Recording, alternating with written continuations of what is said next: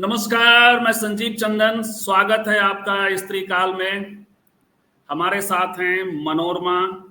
मनोरमा जी, आपका भी बहुत बहुत स्वागत है। वरिष्ठ पत्रकार हमारे साथ हैं। धर्मवीर भारती, वरिष्ठ पत्रकार, आकाशवाणी से जुड़े हैं। और धर्मवीर जी का और भी परिचय है, फिल्मकार भी हैं, लेकिन फिलहाल गया जिले से आकाशवाणी के लिए रिपोर्टिंग करते हैं। आज मुझे सबसे पहले प्रोग्राम की शुरुआत करते हुए हमारे बहुत ही पुराने आउटसाइड पैनलिस्ट के इस घटिया बयान के लिए, घटिया लिखने के लिए सबसे पहले मैं उन्हें ब्लॉक कर रहा हूं। Drawing memoir. दिमाग को थोड़ा ठीक और दुरुस्त रखना चाहिए। गाली गलौज हमारे यहाँ मत करिएगा। तो खैर, इसलिए किया कि वो मां बहन की गालियां लिख रहे हैं और आज हम बातचीत कर रहे हैं। और बड़ा रेगुलर हमारे आउटसाइड पैनलिस्टों में रहे हैं, बाहर से वो लगातार अच्छी टिप्पणियां करते रहे हैं। ये है मिसोजिनी। हम देखते हैं, हमने गौर किया है, ये एक नमूना है। हमने गौर किया है कि महिलाओं की जब भी बात होती है तो इसी तरह की मिसोजिनी, महिला विरोधी मन बड़ा उबलता है, आक्रोश में आता है। लेकिन बड़ी सुखद बात है जिस जिले की आज हम बात कर रहे हैं, एक सीरीज की शुरुआत कर रहे हैं हम लोग। ये सीरीज हम लोग सप्ताह में 1 या 2 जिलों को लेकर करेंगे। जिलों के विधानसभाओं में महिलाओं की क्या दावेदारी होने वाली है 2025 में, इसकी पड़ताल करेंगे। इसमें आप सबका भी सहयोग हमें लगेगा। अपने अपने जिलों से संभावित महिला नेताओं के बारे में हमें जरूर बताएं। हमने अपने डिस्क्रिप्शन में लिखा है स्त्रीकाल 16@gmail.com पर हमें संपर्क कर सकते हैं। आज बातचीत कर रहे हैं हम लोग गया जिले की। गया जिला बड़ा संयोग है, हालांकि ये 2024 तक ऐसा नहीं हुआ था, 2023 तक। 2020 में गया जिले से 10 विधानसभा सीटों में से 2 विधानसभा सीटों पर महिला उम्मीदवार जीती थी। और आज उपचुनाव के बाद, 2023 के उपचुनाव के बाद 4 विधायक बिहार में कुल 27 महिला विधायकों में से सिर्फ गया जिले से आती है। बाराचट्टी, इमामगंज, शेरघाटी और बेलागंज, ये 4 विधानसभा क्षेत्र हैं। हम जानने की कोशिश करेंगे कि महिला उम्मीदवारों की क्या स्थिति होने वाली है 2025 में, जहां सिटिंग महिला उम्मीदवार 4 हैं। गया जिले में सबसे पहले, गया जिले की प्रतीक रही हैं भागवती देवी। भागवती देवी, जिन्हें लोग भगवतिया देवी कहता है, इसलिए भगवतिया देवी कहते रहे लोग। मैंने देखा है अच्छे अच्छे बड़े बड़े पत्रकार, राजनेता, तमाम लोग वो मुसहर जाति से आती थी। और 1969 में समाजवादियों की ओर से पहली महिला विधायक गया जिले से हुई थी, बाराचट्टी से। भगवती देवी को हम लोग सुनेंगे। इसके पहले की बातचीत की तरफ जाएं, गया के थोड़ा मिजाज को समझें। वहां के जिला परिषद की अध्यक्ष, नगर परिषद की अध्यक्ष, एकदम बहुजन महिलाओं का जो है। और धर्मवीर भारती जहां बैठे हैं शादीपुर में पंचायत में, वहां भी एक महिला सरपंच ने बहुत नाम कमाया है, डॉली कुमारी। सबकी बात करेंगे। कांग्रेस में अभी वहां के जिला परिषद अध्यक्ष ने ज्वाइन किया है, नैना कुमारी ने, उस पर भी बात करेंगे। सबकी संभावनाओं पर बात करेंगे। मैं फिर दोहरा दूं कि आने वाले दिनों में आप जरूर अपने अपने जिलों से महिला उम्मीदवारों के बारे में बताएं, महिलाओं के इतिहास के बारे में बताएं, विधायकों और सांसदों के बारे में। तो भागवती देवी विधायक बनती हैं और उसके बाद संसद तक की यात्रा करती हैं। बहुत पॉपुलर है उनका एक संसद टीवी के आर्काइव से उनका एक भाषण, वो भाषण हम लोग पहले सुनते हैं, ट्रिब्यूट देते हैं पहले भागवती देवी को इस प्रोग्राम के लिए सबसे पहले। उसके बाद हम देखेंगे गया के महिला नेताओं के बारे में, उनकी संभावनाओं के बारे में बात करेंगे। मनोरमा, क्या सबसे पहले ट्रिब्यूट दें या एक आध कोई टिप्पणी ले लें? सबसे पहले ट्रिब्यूट देते हैं और वो वीडियो देखते हैं।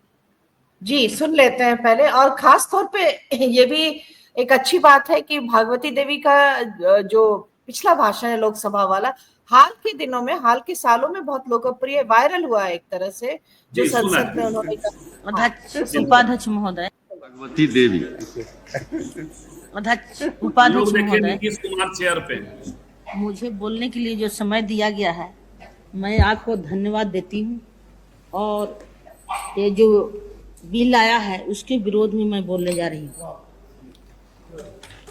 विरोध में इसलिए बोलने जा रही हूँ, ये हिंदुस्तान है। हिंदुस्तान में तरह तरह के धर्म को मानने वाले लोग हैं।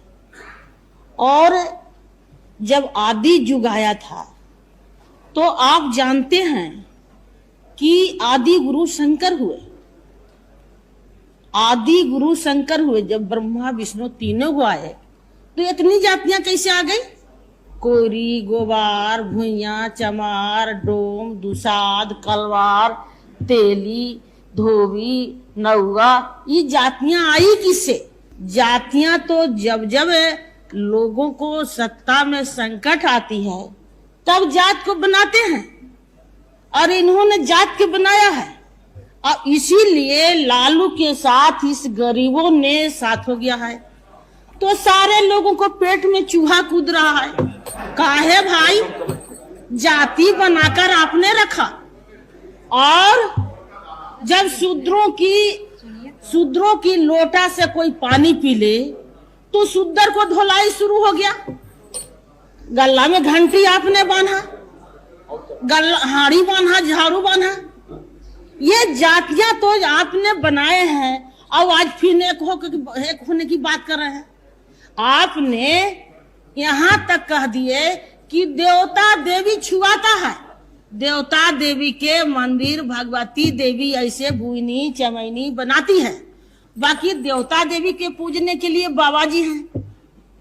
देवता देवी को पूजने के लिए बाबा जी हैं। और मैं सारे देश के तो बात नहीं कहती हूँ, बाकी विश्वनाथ मंदिर जो सोना की मूर्ति थी चोरी हो गया, वहां कोई भुइया चमार पूजा करने वाला नहीं था, वहां तो पंडित जी थे। ये मूर्तियां कहाँ गई? किसके पेट में पच गई? कैसे पचा? किस रास्ते से निकला? किस रास्ते से ही मूर्तियां निकल गया? भगवती जी एक मिनट, एक घंटा समय बढ़ाया गया तो वो खत्म हो रहा, क्या इसको मेरी बातों को रखने दिया जाए, इसलिए कि चूंकि बढ़ाया जाए। एक घंटा और बढ़ाया जाए, ठीक? हाँ बोलिए। इसलिए मैं कहना चाहती हूँ संक्षेप में बोलिए, बहुत लोग एक बनाना चाहिए। अगर जहाँ खूबसूरत लड़की आई तो आपने इन्हें उन्हें से मोहब्बत भी कर लेते हैं, और जब वही अगर बच्चा किसी के पेट में रह गया तो लोग छोड़ देते हैं। ना हमसे नहीं, अभी फर्दर नहीं है। और फिर उस लड़की को आत्महत्या करना पड़ता है, चाहे समाज से निकाला जाता है। के लिए 1 घंटा समय और बढ़ा। सुनिए, समाज से निकाला जाता है। क्या कारण है कि मंत्री के बेटा आज उस गरीब के लड़की तो के पुराने सदस्य जात छोड़ दिया? क्या कारण है?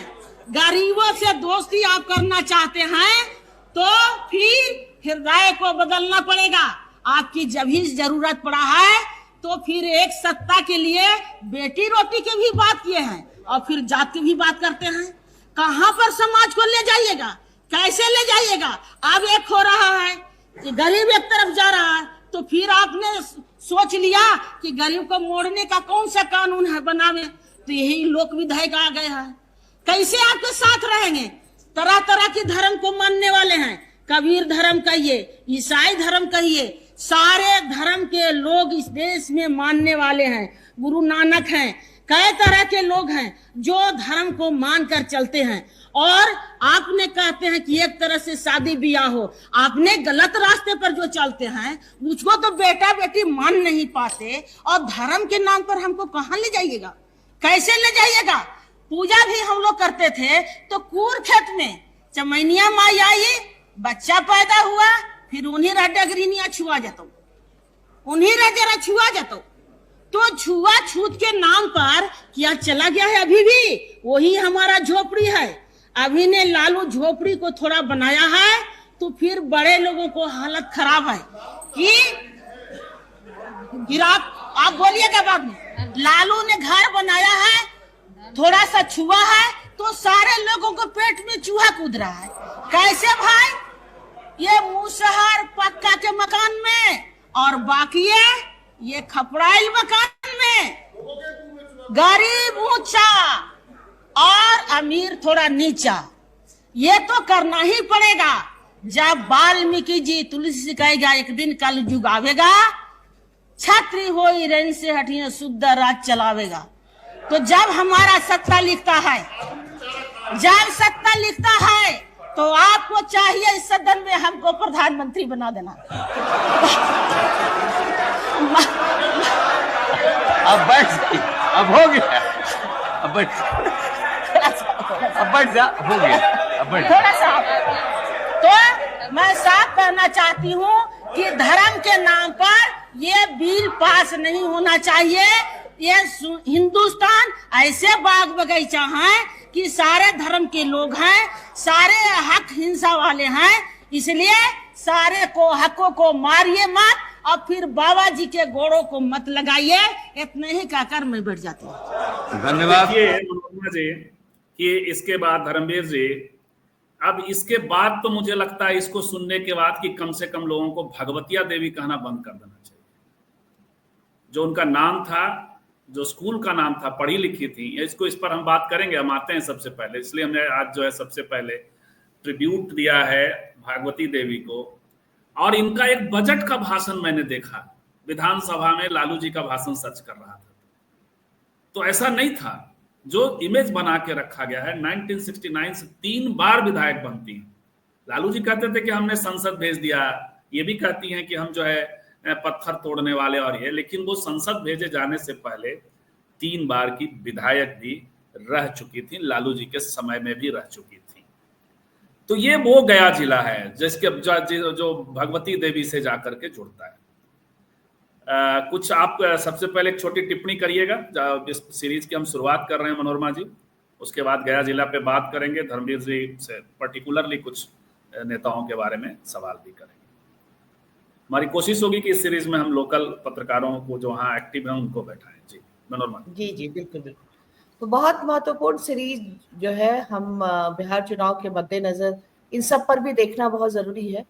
और ये भी है कि महिलाओं का प्रतिनिधित्व हमेशा से एक सवाल है, चिंता की बात है। नौकरी में तो आरक्षण अभी पहले से लागू था 35%, अब डोमिसाइल वाला वो लागू करके बिहार की महिलाओं के लिए एक्सक्लूसिवली जो 35% सरकारी नौकरी में आरक्षण का। तो नीतीश कुमार को बोला जाता है कि लगातार महिलाओं को लेकर के उनकी जो नीतियां हैं वो महिलाओन्मुखी रही हैं, लेकिन इसके बावजूद भी ये सच है कि प्रतिनिधित्व जो है महिलाओं का उस तरह से नहीं रहा है। हालांकि 2010 के बाद से लगातार महिलाओं का वोट प्रतिशत पुरुषों से ज्यादा रहा है बिहार में।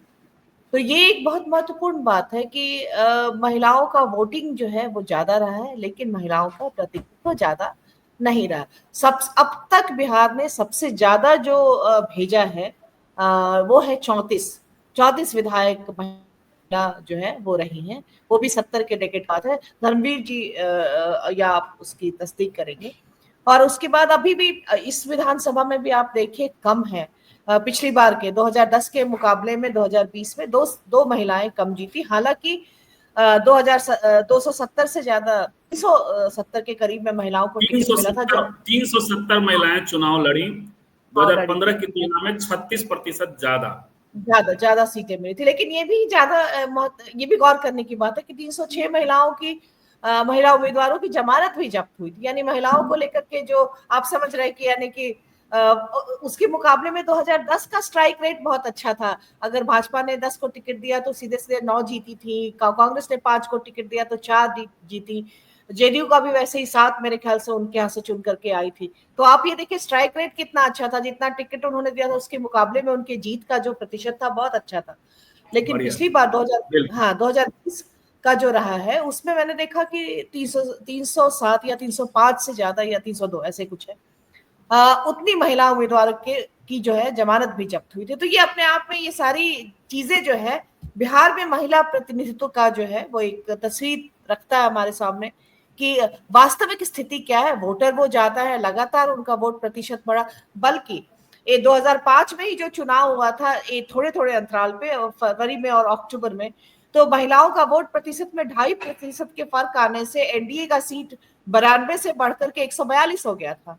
तो ये कि महिलाएं वोट नहीं करती हैं, ठीक है, जेडीयू के उसमें एनडीए जो समेकित रूप से, लेकिन महिलाओं ने उनको सत्ता दी, कहने का मतलब है महिलाओं ने नहीं उनको नहीं, सीट लेकिन उसकी कथा वो उतनी भर नहीं है। 2020 2015 में नीतीश जी और लालू जी साथ में थे। महिलाओं पर बर्डन डाल दिया जाता है कि बीजेपी को वही लेकर के आ रही है और तमाम तरह के दक्षिणपंथी नहीं, उभार का मैं ये बर्डन। नहीं, हाँ, मैं हाँ, सिर्फ ये बोल रही हूँ कि उस प्रतिशत को आप एक वो है कि 2.5% के फर्क से बढ़ा। हाँ, ये फरवरी ठीक से है। अक्टूबर में सीटों का उनका जो है वो इस तरह का रहा है, तो बिल्कुल ये इस पर गौर तो किया जा ही सकता है।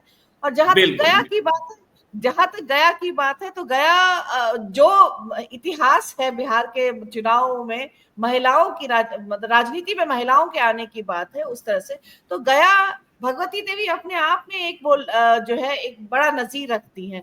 ठीक है, उनको नोटिस सोशलिस्ट पार्टी के किसी नेता ने किया, फिर इस तरह से लोहिया ने उनको पहली बार मौका दिया और वो राजनीति में आए, लोकसभा में लालू जी ने भेजा, लेकिन जो है एक प्रतिनिधित्व देना, आवाज उसकी बनना, रखना, और उसके बाद तमाम उनकी बेटी बाद में समता देवी हैं, वो भी राजनीति में आए, उनके बेटे भी राजनीति में आए, विजय मांझी जो है वो भी राजनीति में। उसके अलावा गया में और भी नेता है, चाहे वो मंजू देवी हो, मनोरमा देवी हो, और चिंता देवी हैं, बहुत सारे, धर्मवीर भारती ज्यादा बताएंगे गया के बारे में, लेकिन मिला जुला कर देखा जाए तो गया पूरे बिहार की तुलना में गया में अगर महिला राजनीति की बात करेंगे तो बाकी बिहार से स्थिति गया में बेहतर रही है। जी, बहुत बेहतर है। 4 महिलाएं यदि 10 में से हैं फिलहाल। अब हम थोड़ा हाँ, महिलाओं को देखते हैं कि वो कौन महिलाएं अभी वहां पर एक्टिव हैं और किन की संभावनाएं कैसी हैं। इस पर हम लोग थोड़ी सी बात करेंगे। बोध गया में महात्मा बुद्ध तमाम अपने दौर के तमाम दार्शनिकों से संवाद बनाते हुए बोध गया पहुंचते हैं और वहां उन्हें सुजाता मिलती है। अलग अलग जातक कथाओं में, और अपनी कथा उस पर मैं कोई टिप्पणी नहीं करूंगा, लेकिन इतना तो जरूर है कि किसी भी फॉर्म में सुजाता के साथ उनका संवाद होता है। और जो मुख्य बुद्ध की थियरी है, बुद्ध का जो सिद्धांत है मध्यम मार्ग, उसका निष्पादन सुजाता के सुझाव से होता है। ये जातक कथाएं अपने हिसाब से अलग अलग तरीके से बात करती हैं उस कथा के बारे में, लेकिन वीणा के तार को इतना मत कसो कि टूट जाए और इतना ढीला मत रखो कि संगीत ही ना निकले, ये जो प्रसंग है वो वहां से शुरू होता है। तो इसलिए महिलाओं का अपना महत्व है। देखिए, ये मनोरमा देवी है। पहले हम लोग एक एक करके ये सारा बता दें, उसके बाद धर्मवीर से सवाल करेंगे, फिर एक एक कर। जैसे ये पहली तस्वीर थी मनोरमा देवी की। ये बेला से चुनाव जीती हैं और उपचुनाव जीती हैं। 2020 में अतरी से भी ये चुनाव लड़ी थी। अजय यादव से ये चुनाव हार गई थी। आरजेडी के वहां से चुनाव जीता है और आरजेडी के अभी विधायक हैं। तो उसके बाद बेलागंज में सुरेंद्र यादव, आरजेडी की सत्ता रही है, बड़े लंबे दौर से वहां विधायक रहे हैं, लेकिन सुरेंद्र यादव के सांसद बनने के बाद आप मनोरमा देवी वहां से चुनाव लड़ती हैं। जदयू के टिकट पर फिलहाल विधायक हैं, जदयू के नेता हैं। ये हैं शेरघाटी से मंजू अग्रवाल, राष्ट्रीय जनता दल की विधायक हैं। इनसे धर्मवीर से पूछेंगे इनको, यदि इनके टिकट का बैकग्राउंड इनको पता हो तो। फिलहाल ये विश्व हिंदू परिषद की भी नेता रही। पता नहीं राष्ट्रीय जनता दल ने इनको क्यों अपने यहाँ चुना, या इनका हृदय परिवर्तन हुआ, इन्होंने राष्ट्रीय जनता दल ज्वाइन किया और अंततः विधायक बनी है। अब देखना यह है कि इस बार भी ये रिपीट होती हैं क्या, इन्हें ही टिकट मिलता है क्या, क्योंकि संभावनाएं दूसरी भी हैं। वहां से हो सकता उम्मीदवार बदल जाए। दीपा मांझी हैं। दीपा मांझी, जीतन राम मांझी जी इस सीट से, ये इमामगंज की सीट से विधायक हैं और यहाँ से जीतन राम मांझी हुआ करते थे, फिर सांसद बनते हैं और उपचुनाव होता है तो अपनी ही बहू दीपा मांझी को टिकट देते हैं, यानी ये हम की विधायक है। हिंदुस्तानी आवाम मोर्चा सेकुलर की विधायक हैं, विधायक तो ये इमामगंज की हैं। और इनके पति मंत्री हैं बिहार सरकार में, संतोष सुमन। ये हैं ज्योति देवी, ये भी विधायक हैं बाराचट्टी से। ये भी हिंदुस्तानी आवाम मोर्चा सेकुलर की विधायक हैं और ये रिश्ते में समधन हैं जीतन राम मांझी जी के। ये हैं अब वैसी नेता हैं जो विधायक नहीं है, उनकी बारी है। ये कांग्रेस के एक लीडर हैं, इनके बारे में जरा हम धर्मवीर जी से आगे समझेंगे। इनका नाम है क्या मुझे दिख नहीं रहा है, क्यों आप लोग पढ़ पा रहे हैं क्या? हमारे सामने स्लाइड का वो ये है, इसलिए देविका सरियार मिश्रा। हाँ, क्या? देविका सरियार मिश्रा, शहरी देविका सरियार मिश्रा है ये। सरियार ये क्यों लिखती है, ये यदि धर्मवीर जी को पता होगा तो, या बाद में जब कभी हम लोग इनसे बात संभव हो पाएगी तो। इनके हस्बैंड रहे हैं गगन मिश्रा, वो इनके ये हैं चिंता देवी। चिंता देवी नगर परिषद, बड़ी फेमस महिला हैं, नगर परिषद की उपाध्यक्ष हैं। रिजर्व सीट हुआ और नगर परिषद में ये खुद काम करती थी, सफाई कर्मी थी लंबे दौर तक। वो वहां पे उपाध्यक्ष बनती हैं। हालांकि इसके बैकग्राउंड की पॉलिटिक्स अलग भी है। वहां मोहन श्रीवास्तव कांग्रेस के नेता हैं, उनकी भी दावेदारी है अब शहर सीट पर, और देविका जी भी दावेदारी कर रही हैं शहर की सीट पर। शहर की सीट पर अब जिला पता नहीं वो कहाँ से आएंगी, आगे उन पर बात करेंगे। तो ये हैं आपकी ललिता देवी। ललिता देवी जो है बोध गया नगर पालिका की अध्यक्ष है, शेड्यूल कास्ट सीट है। ये हैं डॉली कुमारी। ये सब ऐसे लीडर्स हैं जिनकी संभावनाएं हैं। ये सरपंच हैं शादीपुर पंचायत से, काफी चर्चित हैं अपने खास करके मुकदमों को, उनके यहाँ जो मसले आते हैं उसको सुलझाने को लेकर के भी अवार्डेड भी काफी हैं। और एयर होस्टेस रही हैं, बिहार की रहने वाली नहीं, अब बिहार की हो गई हैं। बिहार आई हैं, रही और बिहार की हो गई। ये अच्छा, और तस्वीरें लगता है कि स्लाइड में नहीं दिख रही है, तो और भी हम नेताओं के बारे में बात करेंगे। नैना देवी की तस्वीर इसमें नहीं दिखाई पड़ रही है। नैना देवी हैं जिला परिषद की अध्यक्ष। तो सबसे पहले हम लोग बात करेंगे चिंता देवी के बारे में। धर्मवीर जी, ये इनकी नगर परिषद में इनका थोड़ा बैकग्राउंड बताइएगा यदि आप, और क्या आपको लगता है कि ये अपने नगर परिषद की पॉलिटिक्स से आगे भी जाने की संभावनाएं हैं इनकी? धर्मवीर जी, सबसे पहले आप अपना इंट्रोडक्टरी टिप्पणी के बाद, अनम्यूट कर रहा हूं आप जी। हाँ जी, बताएं। जी नमस्ते, बहुत बहुत धन्यवाद जुड़ने के लिए। सबसे पहले हम चिंता देवी के बारे में बात करेंगे। चिंता देवी के तो मैं बहुत नजदीक से देखा, उनको जाना। उस समय भी मैंने इनको देखा जब वो सड़कों पे झाड़ू लगाती थी। ये राजमिस्त्री का भी काम करती थी। जब नगर निगम में जब काम खत्म हो जाता था, कई बार ये जब सब्जी बेचती थी तो मैंने कई बार सब्जियां भी इनके दुकान से मैंने खरीदी है। और रही चिंता देवी की बात, तो एक वो जब सीट यहाँ सुरक्षित किया गया तो उसमें था कि अब कौन उम्मीदवार किनको लाया जाए, तो चिंता देवी को लोगों ने समर्थन से लाया। ये आई और बहुत हर्ष का विषय रहा एक वर्ग के लिए। जिस वर्ग से ये आती हैं उनमें काफी उत्साह उस समय देखा गया। लेकिन अभी वर्तमान में चीजें हम देखते हैं इनके भविष्य को लेकर के, तो बड़ा दुख होता है। अभी वर्तमान में ये नगर निगम के उपाध्यक्ष हैं, लेकिन अभी जितना भी मैं तोरण द्वार देखता हूं किसी भी कार्यक्रम से संबंधित, या फिर जो एक नेता लोग अभी जो एक तरह के शुरुआत किया है लोगों ने कि बड़े बड़े होर्डिंग पोस्टर लगा करके ईद की बधाई देना, मुहर्रम की बधाई देना। तो अभी मुहर्रम था, तो मुहर्रम के दौरान जब मैं रिपोर्टिंग के लिए गया तो मैंने शहर में कई जगह पे देखा कि जो होर्डिंग्स लगे थे उसमें नगर निगम के अध्यक्ष और नगर निगम के पूर्व उपाध्यक्ष का फोटो सिर्फ लगा, इनका फोटो नहीं था। इनके कहीं कोई नामो निशान, चर्चा भी नहीं।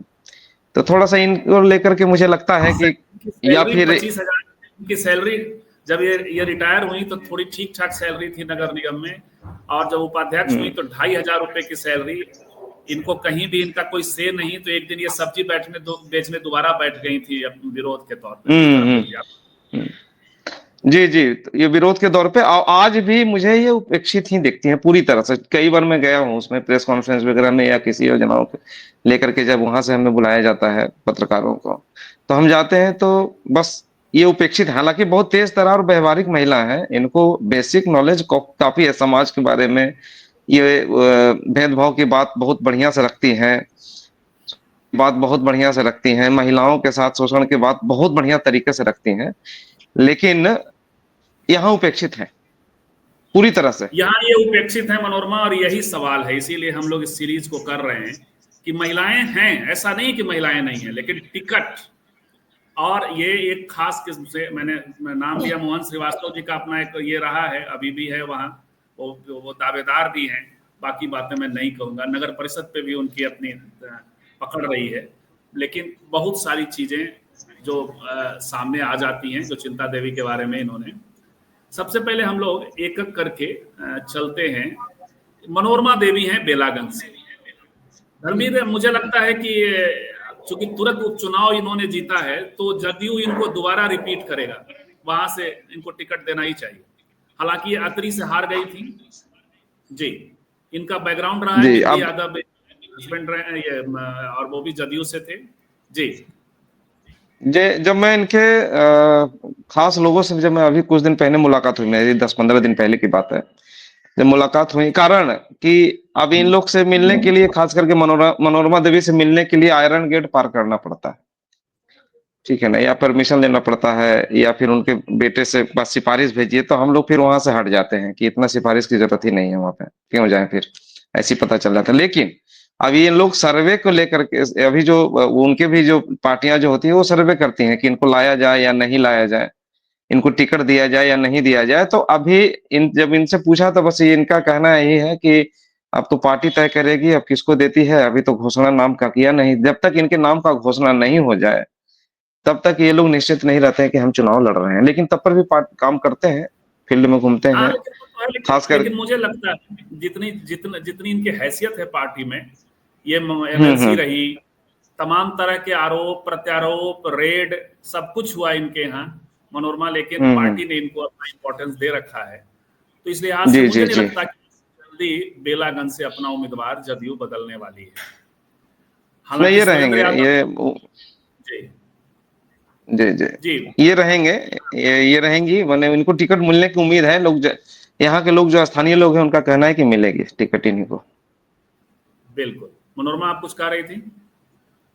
नहीं, इनके बेटे से जुड़ी कंट्रोवर्सी लगातार चलती रही है, और भी कुछ, मतलब कि थोड़े दबंग किस्म की, मतलब कानून व्यवस्था को लेकर के, और जो राजनीति में एक खास किस्म की दबंगई की बात की जाती है, तो वो सारे प्रसंग इनसे जुड़े रहे हैं मनोरमा देवी से, ये चीजें भी है, मतलब हाँ वो तो है, वो चीजें वो जो नेताओं के साथ होता रहा है, और इनके बेटे पर आरोप लगा था कि वो हत्या कर दी थी वो रोड चेसिंग के दौरान, तो ये सब हुआ है। लेकिन वो बातें, गंगा में पानी बहुत कुछ, कई साल गुजर गए, और ये एमएलसी रही, और उसके बाद इनके यहाँ रेड भी हुआ था एनआईए का, एनआईए का रेड था, वो नक्सल कनेक्शन को लेकर के।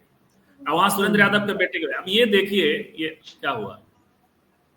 अभी हम लोग बात करने जा रहे थे, मुझे दोबारा ऐड करना पड़ेगा स्लाइड, माफ करिएगा जी। तो आप अपनी बात जारी रखें, यदि इनके बारे में बताइए, शेरघाटी से कोई खबर हो आपके पास धर्मवीर?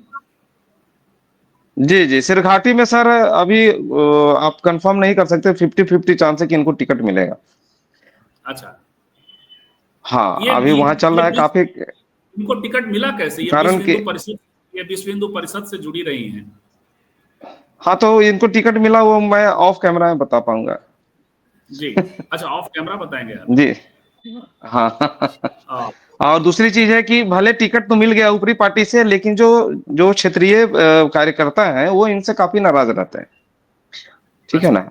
इनका जो बैकग्राउंड जो पहले से ये एक कट्टर हिंदू होने का इन पे हमेशा रहा है वहां पे, तो लोगों का शिकायत भी रहता है कि वो ढंग से मिल नहीं पाती हैं। और अभी जो सर्वे, जो पार्टी जो सर्वे के बाद ही इनको डिसीजन, मैंने इनको टिकट देने का संभावना बनेगा। सर्वे के बाद इनकी संभावना बनेगी। फिर भी हालांकि ये जब टिकट का पता नहीं कैसे डिसीजन राष्ट्रीय जनता दल ने इनके लिए किया, लेकिन इनका बैकग्राउंड जो है वो चूंकि विश्व हिंदू परिषद का रहा है और वहाँ शेरघाटी में काफी समर्पित कार्यकर्ता और नेता हैं राष्ट्रीय जनता दल के वसीम अकरम, उनकी भी दावेदारी इस बार वो भी टिकट के दावेदार बताए जा रहे हैं। धर्मवीर जी जी जी, वहां पे सबसे बड़ा चीज है कि शेरघाटी क्षेत्र जो है, विधानसभा क्षेत्र जो है, वो मुस्लिमों का जो वोट है ना, वो बहुत मायने है वहां पे, समझ गए।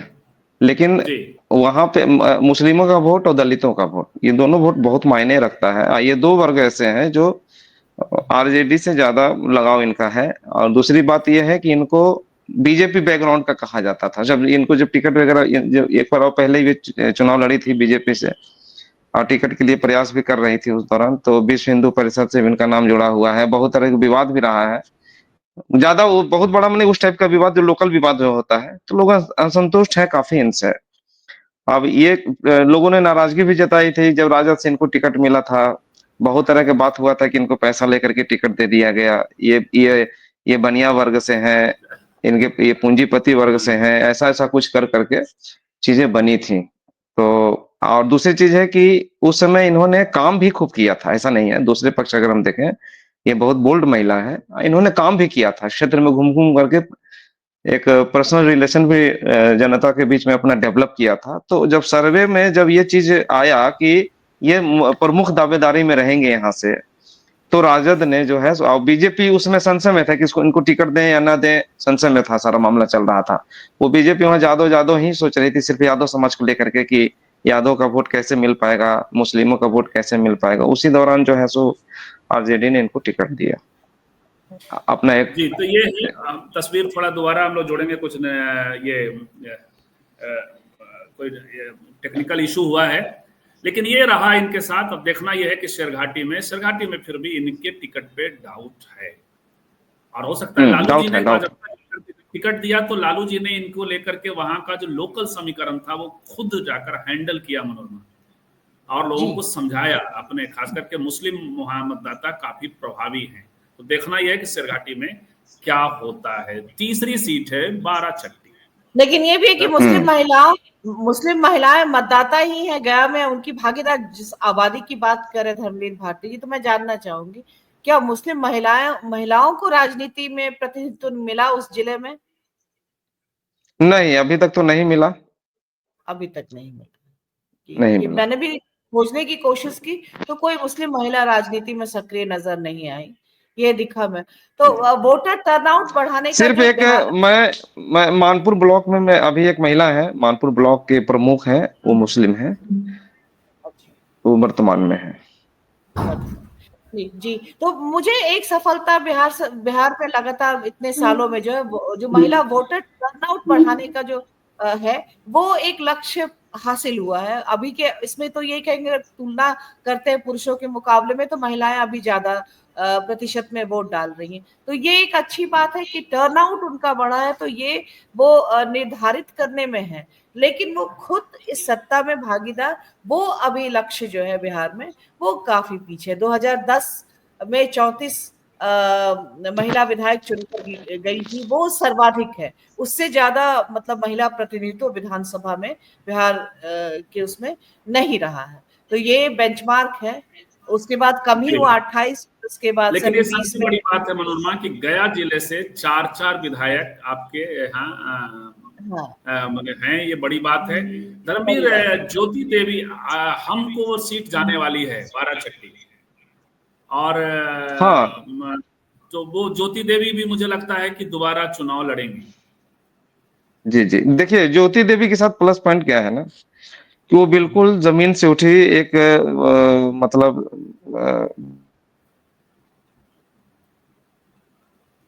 जी, जमीन से उठी हैं, और धर्मवीर का ये कनेक्शन। लेकिन ज्योति देवी का एक सबसे बड़ी बात है कि वो जीतन राम मांझी के परिवार से भी आती हैं। धर्मवीर जुड़ते हैं तो फिर बात होती है।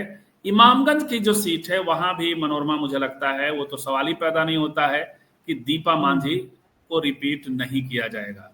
लेकिन पता नहीं क्यों उपचुनाव में समता देवी को, हाँ नेटवर्क हाँ हाँ, नेटवर्क जी समस्या। आप ज्योति देवी की बात कर रहे थे। ज्योति देवी के बारे में बात करें तो अगर कहा जाए तो सबसे ये चारों में, चारों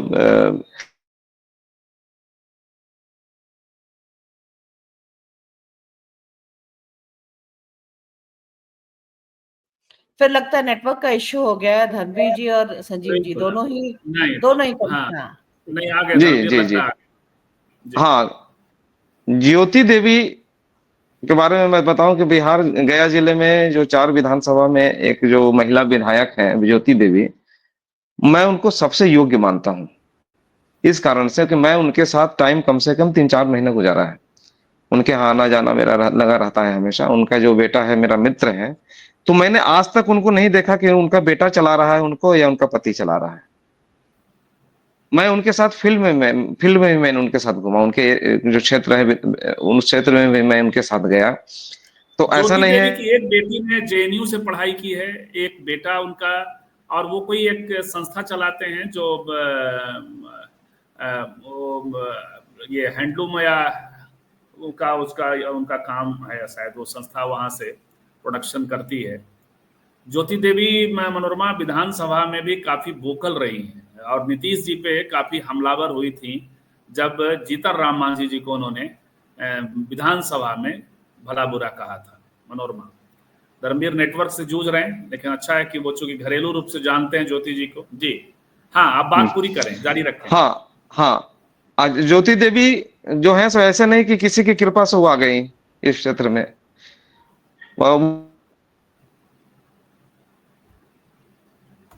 इमामगंज की जो सीट है मनोरमा, वहां से भी मुझे लगता है कि दीपा मांझी तो रिपीट होंगी ही होंगी, लेकिन समता जी देवी जो तो जी जी अब पहले चलिए। इनकी बात कर देते हैं। हाँ, हाँ तो जब ये श्री वेदी से किसान ये धान की खेती करती थी तो काफी फेमस हुई थी उस समय टेक्नोलॉजी, धान के फसल की नई टेक्नोलॉजी को लेकर के। तो दोनों पति पत्नी को मुख्यमंत्री नीतीश कुमार ने किसी सभा में बुलाया था। वो गई थी, वहां इनको सम्मानित किया था। फिर अचानक एक दिन इनको टिकट दे दिया। उस समय ये जीतनराम मांझी से नहीं जुड़ी थी, उनका उस समय संबंध नहीं थी। और क्षेत्र में इन्होंने काम भी किया, बहुत बढ़िया से काम भी किया। मैं इनके क्षेत्र में जाता हूँ, लोगों से इतना प्रेम से मिलती हैं क्षेत्र में कि ऐसा नहीं है में वो खाना, वो लोग पानी पिला रहा है, वो भेदभाव किसी तरह के नहीं। उसके घर साथ में उठना बैठना, तो ये बहुत नजदीक से मैंने देखी। जी तो विधायक रहते हुए कोई सिक्योरिटी गार्ड नहीं घर पे मैंने देखा, कोई सिक्योरिटी गार्ड नहीं। सिक्योरिटी गार्ड के नाम पर एक मात्र सिपाही था, वो कमरे में ही था। तो जब मैं गया तो वहां पे तो वो बोध गया में मंदिर के पीछे उनका आवास है। तो वो चारपाई पे बैठी हुई थी और चारपाई पे बैठ करके गेंदरा सी रही थी। हम गेंदरा समझती होंगी। जी बिल्कुल, आवाज आ रही है मेरी? हाँ, गेंदरा बिल्कुल सी रही बिल्कुल थी आ रही। और बिल्कुल बढ़िया से मिलना। हाँ, बढ़िया से लोगों से मिलना, खुद से चाय बना करके अगर हम लोग गए हैं तो खुद से लो बेटा बैठ पी, मगही भाषा में बात करना, लोगों के सुनना और तुरंत उसको फोन लगा करके पदाधिकारी से बात आ रहा है, इसको देख लीजिए। भले आज हम पार्टी में चली गई, वो अलग बात है, वो अपना एक रिश्तेदारी वाली बात है। लेकिन ज्योति देवी का अपने क्षेत्र में उनका खुद का प्रभाव है, किसी पार्टी या किसी बड़े नेता का प्रभाव से वहां पे नहीं है। और बच्चों को तो पढ़ाया ये ज्योति लिखाया, देवी को मैं पर्सनली मैं जानता तस्वीर हूँ। देख रहा था कि उनकी बेटी जो है वो जेएनयू से पढ़ी लिखी है, और वहाँ इन लोगों ने कोई जी जी जी जी जी। अब रही बात दीपा मांझी और कुमारी देवी। समता जी क्या भागवती समता देवी देवी की तो ही बेटी? बारह चट्टी से है। जी भागवती बारह देवी की चट्टी से बेटी। वो चुनाव लड़ती थी इनसे। जी बिल्कुल। हाँ, तो समता देवी भी विधायक रह चुकी थी 12 चट्टी से। जी और ज्योति देवी ने इन्हीं को, समता देवी को ही हरा करके उस वहां के विधायक बनी थी। तो आपको क्या लगता है कि इस बार का टिकट जो है वो समता देवी को राजद देगा वहां से? हाँ, उम्मीद तो है, उम्मीद तो लगाया जा रहा है कि समता देवी को ही देगा। ऐसा है, अच्छा। ऐसी चर्चा है यहाँ पे। हाँ, जी लेकिन ज्योति देवी जो है सर जमीन से उठ करके नेता बनी है। असमता देवी के पीछे एक लेवल भी है कि हाँ इनकी माँ सांसद थी, इनके जो भाई थे वो भी सांसद रह चुके हैं, तो वो ज्योति देवी के साथ नहीं है। भले अब आ गया हो क्या नहीं, इनके समधी जीतनराम मांझी हैं, लेकिन हमने देखा है कि उनके क्षेत्र में जीतनराम मांझी कम ही प्रचार करने जाते थे, वो खुद संभालती थी। जीतनराम मांझी का शिफ्ट यहाँ से तो खुद उनके आफत में पड़ा हुआ था कि शायद हाथ से निकल जाए, हाथ से निकल जाए, तो वो तो खुद वहां पे फोकस रहते थे। जी। तो ज्योति तो ये देवी में है ये खासियत है। इमामगंज की जो सीट है वहां से संभावना है कि राजद के उदय नारायण चौधरी चुनाव लड़ें, और दूसरी तरफ से दीपा मांझी को चूंकि अभी अभी वो उपचुनाव निकाला है उन्होंने, तो जीतनराम मांझी मुझे लगता है कि दीपा मांझी को रिपीट करेंगे। देखिए यानी इमामगंज में मेरा बहुत आना जाना हुआ, उसका कारण रहा कि वहां के जो लौंगी भुइयां जो नहर बनाए थे उन पे मैं डॉक्यूमेंट्री फिल्म बना रहा था, तो उस दौरान में मेरा आना जाना काफी हुआ।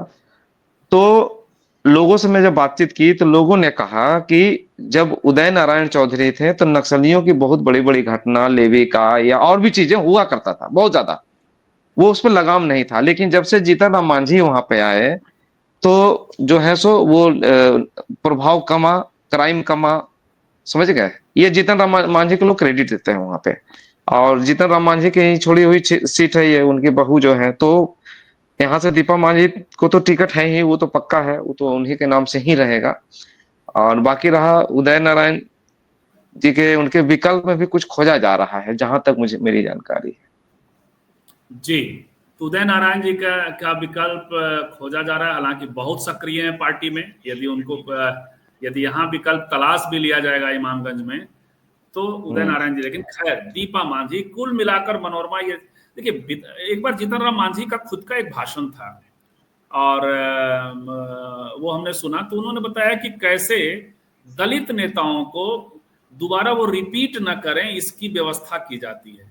इसलिए उन्होंने बल्कि ये भी कहा कि दलित नेताओं को सीट बदल बदल के चुनाव लड़ना चाहिए, ताकि आप जो है अनुसूचित क्षेत्र से आप लड़ते हैं तो आपको हरा न दिया जाए, और वो अपना अनुभव बताते हैं। यही महिलाओं के साथ भी महिलाएं बहुत कम दोबारा रिपीट होकर के आती हैं, तो इस बार ऐसा लग रहा है कि 4 में से 3 तो पक्का है जो दोबारा चुनाव लड़ेंगी, कारण चाहे जो भी रहे।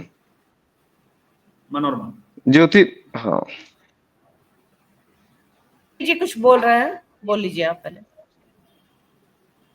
अभी तो धर्मवीर की ओर फिर चलेंगे, थोड़ा जो विधायक नहीं है उनकी बात करेंगे। जी हाँ मनोरमा, उनका नेटवर्क ये हुआ जी। आप ये पूछ रहे थे, मतलब रिपीट होने की बात जो है वो आप 3 महिला उम्मीदवारों की, जिस 4 में से आप 3 की बात कर रहे थे।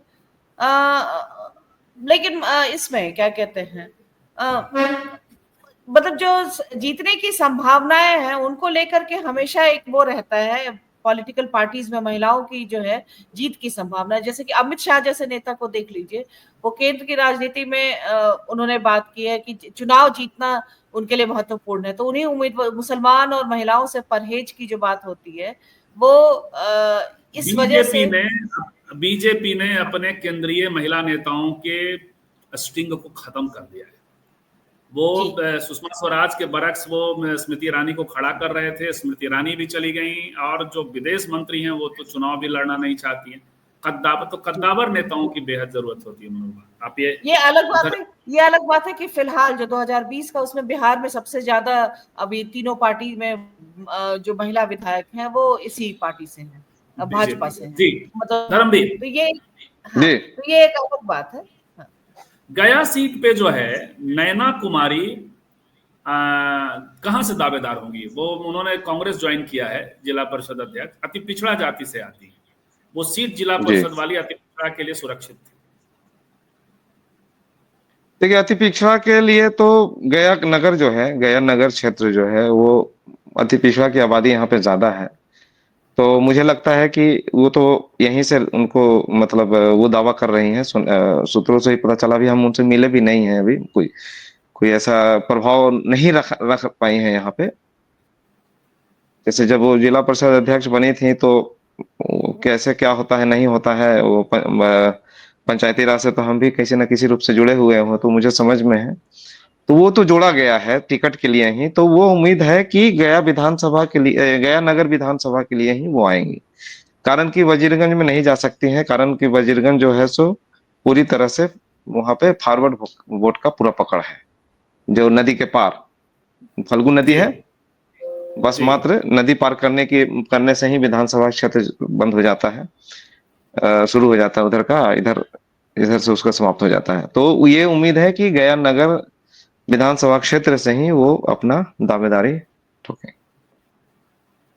तो गया नगर विधानसभा क्षेत्र से, लेकिन गया नगर विधानसभा से देविका मिश्रा कौन है? देविका सरायर मिश्रा, उनकी भी दावेदारी है, वो भी जी चाहती है कि हाँ दावेदारी चाहती हो हैं, जाए। लेकिन हाँ जी वो देखिए अभी अभी क्या हुआ है कि बहुत सारे महिला उम्मीदवार या पुरुष उम्मीदवार जो भी है, दोनों के बारे में बोल रहे हैं। एक पार्टी है जो जनसुराज आ रही है, तो जनसुराज में बेदम सच्चाई बात आपको बता रहे हैं कि जनसुराज में टिकट लेने के लिए, जनसुराज में बनने के लिए सब लोग यहाँ तक कि 25-25 हजार रुपया उनके यहाँ चंदा भी जमा कर दिया है। कारण कि प्रशांत किशोर जी का व्यवस्था है कि जिनको भी विधायक की टिकट लड़नी है वो 25 हजार का टोकन मनी हमारे यहाँ जमा करें। ये ऑफर डॉली सरपंच को ही मिला था, तो बोली कि हम टोकन लेकर के अगर चुनाव लड़ना रहेगा तो हम क्यों लड़ेंगे। तो उस कारण में इस होड़ में बहुत सारे लोग आ गए हैं, लेकिन यहाँ पे जो है सो महिला चेहरा यहाँ पे कमजोर पड़ जाएगा। आपको गया की बात जी। बता रहे हैं, गया नगर में। हाँ, यहाँ पे प्रेम कुमार के से ही लड़ना है, जो लगातार 8 बार के विधायक हैं, वर्तमान में मंत्री भी हैं। और प्रेम कुमार ऐसा व्यक्ति है कि आप बर्थडे पार्टी में बुलाएंगे तो वो घर में आपके यहाँ चला जाएगा, भले नगर की सफाई नहीं हुई हो यहाँ पे ढंग से। इंटरनेशनल जगह माना जाता है, और कई गंदगी का तो कारणों से अंबार है। प्रेम कुमार के और जीत के कई कारण होते हैं। धर्मवीर जी अंतिम से ध्रुवीकरण। धर्मवीर जी से एक चीज जनसुराज ने जो 2 महिला उम्मीदवार हर एक जो लोकसभा सीट है वहां से देने की बात की है महिलाओं को, तो उसमें गया से किसको आप देख रहे हैं? गया में क्या महिला जो नेतृत्व है जनसुराज का, उसमें कोई नाम कुछ भी आपने देखा अभी जो चल रहा हो, क्योंकि ना उनका अभी तक वादा ऐसा, अभी तक कुछ ऐसा नाम अभी तक कंफर्म नहीं है, और कुछ चर्चा भी नहीं है यहाँ पे लोकल में। असंतुष्ट, उनकी नीति है मनोरमा, असंतुष्ट नेताओं का इंतजार करेंगे और अंत में टिकट देंगे। 47 मिनट हो चुका है, बहुत तेजी से अब हम लोगों को बात करनी पड़ेगी। तो वहां जो है श्रीवास्तव, मोहन श्रीवास्तव भी कांग्रेस की टिकट पे दावेदार है। अब देखना यही है कि कांग्रेस टिकट किसको देती है। नैना जी को ज्वाइन करवाया है, देविका अपना दावा कर रही हैं, यदि देविका को यहाँ नहीं मिलता है तो क्या वो जनसुराज की ओर रुख करती हैं। और तीसरा है कि वो वहां किसको टिकट, मोहन श्रीवास्तव, क्योंकि वो सीट तो धर्मवीर है कांग्रेस को ही जाती है ना, गया की जो सीट है। एक लीडर हैं जी, गया वाली सीट तो कांग्रेस को ही जानी है। ये तय है। और 99%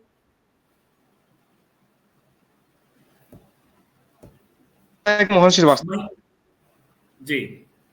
अब मोहन श्रीवास्तव को यदि मिलता है तो अपने आप में एक सवाल बनेगा कि जब आपको अवसर मिलता है, कम से कम कद्दावर महिला नेताओं के रहने के बाद भी, तो मुझे लगता है कि महिला नेताओं को ट्राई करना चाहिए कांग्रेस को। और राहुल जी के लिए भी कम से कम एक ये रहेगा कि हमने वहां पे, यहाँ 2 महिलाएं और हैं जो वहां सक्रिय हैं। एक ललिता देवी, उनको आप कहाँ देखते हैं? हाँ, ललिता देवी भी बहुत, हाँ ये ललिता देवी ये बोध गया से ना, बोध गया से जी।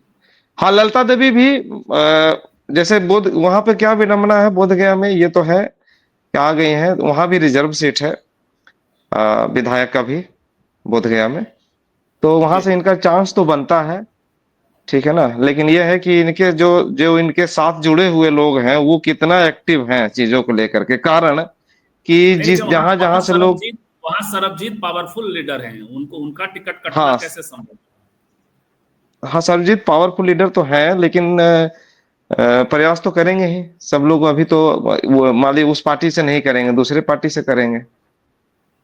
तो अभी यहाँ से जितने भी महिला नेता हैं उनके जो सगे संबंधी हैं वो पटना में ही सबका किसी न किसी होटल में वो रह रहे हैं, कमरा सब उनका बुक है। और वो जो वहाँ के जो जितने भी दरबार है वहां सब जा रहे हैं अर्जी लगाने, सब वहीं पे है। तो ये एक आपने सूचना दी कि एक जो है पटना में होटल सारा बुक होता है इनके लोगों का, और टिकट जो है, तो ये चलिए अक्टूबर नवंबर तक इन सब का चलेगा। एक छोटी टिप्पणी उसके बाद थोड़ा डॉली पे बात करके, डॉली कुमारी पे बात करके हम लोग, एक रीता बर्णवाल हैं एपवा में, उनकी सक्रियता आपने देखी है क्या? हमने उनके पार्टी हमारे मित्र हैं, उनसे मांगा लेकिन तस्वीर नहीं मिल पाई। तस्वीर मुझे गूगल में भी उनकी बहुत मिलती नहीं है, वो सामूहिक तस्वीर मिलती है। मनोरमा कुछ कह रही है उनके बारे में थोड़ा सा, उनकी सक्रियता बहुत है जो तमाम महिला मसलों पर है, चाहे वो महिलाओं के खिलाफ किसी किस्म का जो है यौन शोषण, रेप और ये तमाम मसलों पर जिस तरह से एपवा का एक रहता है स्टैंड, तो उस तरह से रहा है। भले ही राजनीतिक रूप से जो है वो मतलब कि एक संगठन की महिला है और सचिव रही हैं, सचिव हैं वो, तो वो सक्रियता रीता बर्णवाल की, एक हस्तक्षेप जो कहते हैं मोबिलाइज करने में और वो सब करने में, वो एक उनकी भूमिका है।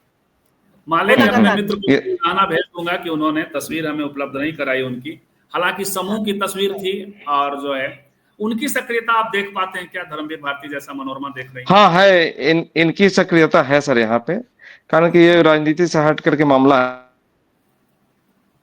बल्कि भले विधायक हो मनोरमा देवी और ये सब उस तरह से नहीं है जैसे रीता बर्णवाल की है, जितना रीता बर्णवाल हाँ, तो उनके पति का देहांत हो गया था बिजली करंट में सट करके, तो उसमें उसमें उसके साथ साथ बेटियां हैं, तो उसमें राहत, मुख्यमंत्री राहत से 4 लाख रुपया उनको दिया जाता है।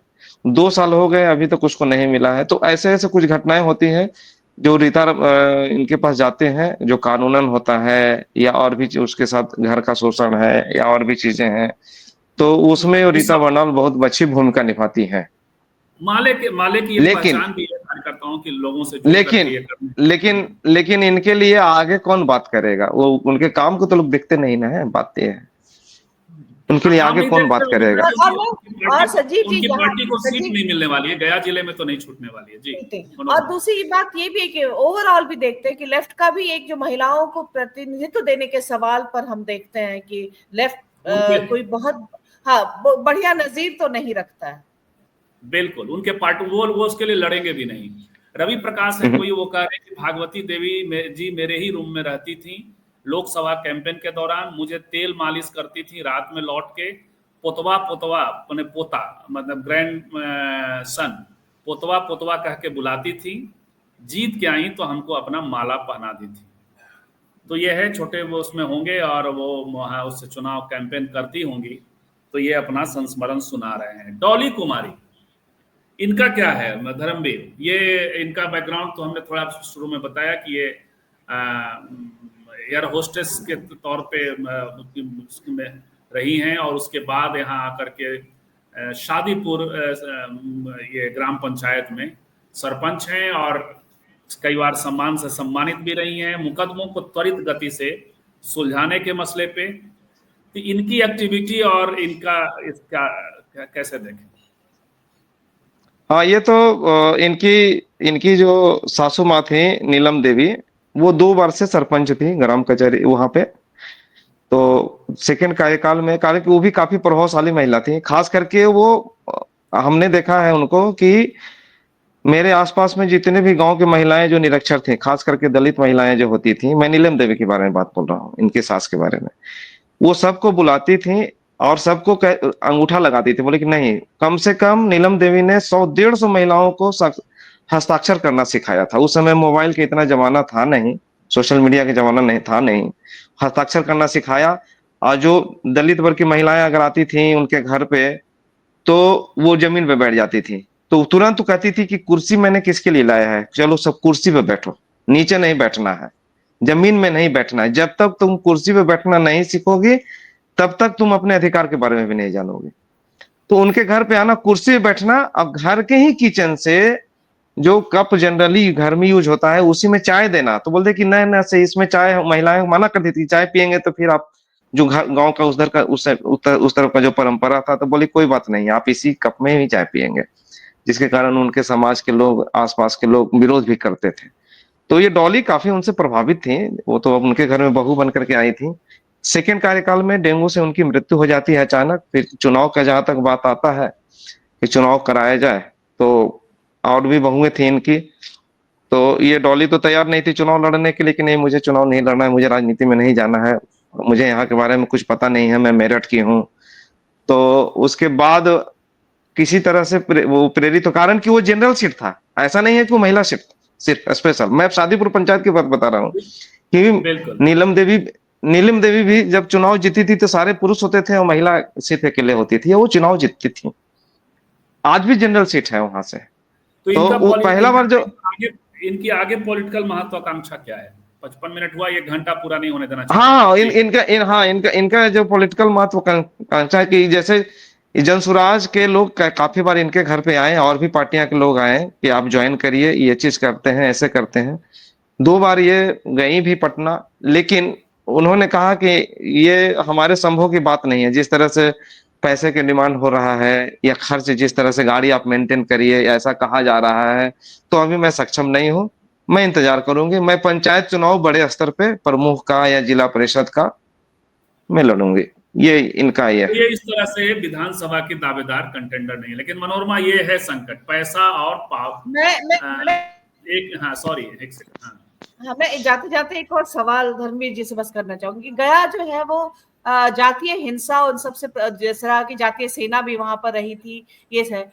तो महिलाओं के खास तौर पर जो मतलब हाशिए की महिलाओं का राजनीतिक प्रतिनिधित्व से इस पूरे दौरान में क्या गया कि उसमें बदलाव आया है उस समाज में जिनका प्रतिनिधित्व इनके द्वारा हुआ है?